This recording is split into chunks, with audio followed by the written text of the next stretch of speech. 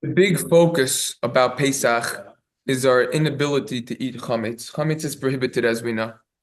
The Torah is more stringent regarding eating chametz than any other forbidden food out there. Not only is it prohibited to consume chametz, but it's prohibited to possess chametz as well. Even mixtures of chametz are prohibited. Okay? We have to search for any chametz and then destroy any chametz that remains. Right?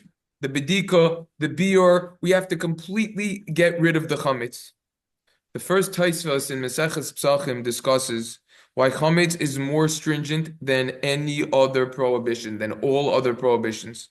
One who transgresses other prohibitions, right, pertaining to prohibited food receives lashes. However, the punishment for consuming chametz is kares, either premature death, you lose the next world, your children die. Why is chametz so stringent? The standard, there's halachos of bittul, of nullification.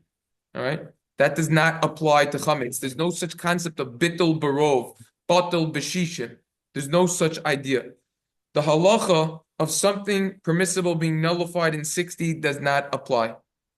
Even the smallest amount of chametz, a mashahu, can render an entire large mixture forbidden.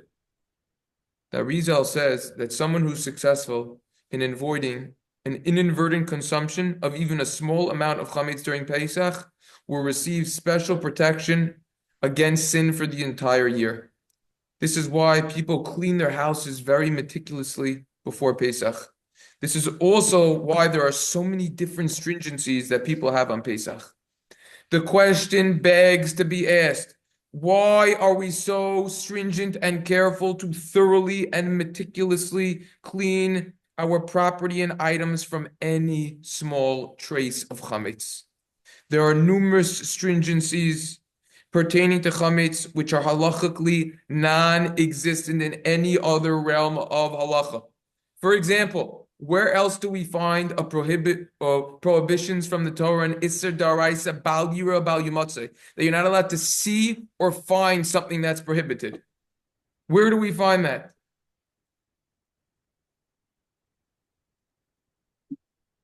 Why is this so significant? Why is this so? And what is the significance behind this atypical halacha?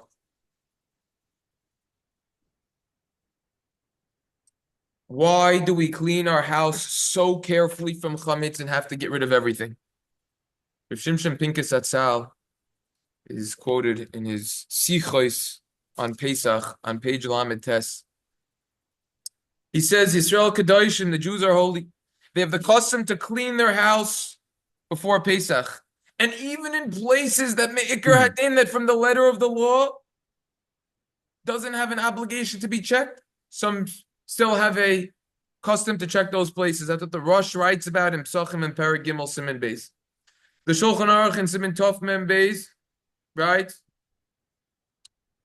There's a custom to wash the walls with a type of sponge or towel or something to make sure that there isn't even chametz attached to the walls, even the chairs. They have what to rely on. Writes the Mishnah Brew on the spot, Sifkot and Kafches. Don't make fun of such a custom. Say that this is a foolish custom. The Chumr Yisera, don't say that this is an extra stringency. It has a basis from the Yerushalmi. Says Rapinkus' explanation is over here that what? That on Pesach there are certain halachos, there are laws, and certain ways that we act, and ways that we're careful from chametz. Why? Because this is the beginning of the formation of the Jewish people, of Am Yisrael, of Klal Yisrael. We're like an Am Noilad, a newborn nation. Therefore, we need to be very careful to clean everything precisely. The Gemara in mesechas Shabbos on Kuf Kav Chesam and Beis teaches us that there are certain acts that we're allowed to do for a child on Shabbos that we're not allowed to do for adults. For a child, we're allowed to do those acts, those identical acts we're not allowed to do for an adult on Shabbos, only for a child. Because if we don't do them for the child, it could be dangerous. Pikuach nefesh for the child. But someone older, you're not allowed to do that. Why? Because a newborn baby is very delicate, and we need to be very careful with newborns. We have to make sure the child continues to live. If we're not going to focus on the baby in the beginning stages, the child will die, chas v'shalom. Only after the child is already older could we start simmering down. We could relax a little bit. This is why the diet of a baby is much more limited. I'm going to come back to that. When Pesach comes, we're dealing with the birth of a new person and of a new entity and of a new nation. Klal Yisrael, after the Exodus.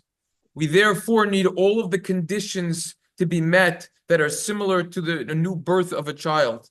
Make sure the child survives. Can't see certain things, can't be exposed to certain things, can't find certain things. Bal Yireh, Bal Yamatzeh. The chametz is So'or Shebe'isa. It's the Yetzer Hara, the evil inclination. It's like a sterilization process over here. We have to be very careful over here. That's the mashal. The nimshal is the existence, the new formation of the spiritual entity of the Jewish people obligates us to distance ourselves from our evil inclination. We have to get rid of the chametz. The bread on Pesach, the matzah, is called nehemna demnusa, that it's the bread of belief, belief in Hashem. This eating that we do enters into our hearts, belief in Hashem. Matzah zo shanu oichlim, that we say in the Haggadah. Why do we eat the matzah? Al shuma, what that means, what is the spiritual target and reason for eating the matzah? The answer is Al shum shlo hespik betzeikam shal Yisrael lahachmetz beseisam mimitzrayim, that we didn't allow our dough to leaven when we left Egypt. It's bread that completely remembers the Exodus. It's a day, it's a week, around a week of time of learning that Hashem created the world, ran the world, and continues to run it, and focuses on every single little ant and blade of grass in this world. We have to realize Hashem is in charge of everything. Distance ourselves from the So'or Shebe'isa, the yeast in the dough, the Yetzer Hara, the evil inclination. Just like a child, when a child's born, has a very limited diet, so too our diet is more limited on Pesach, because we're the new creation, we're a new entity, we're a new nation. Every single year we tap into that again.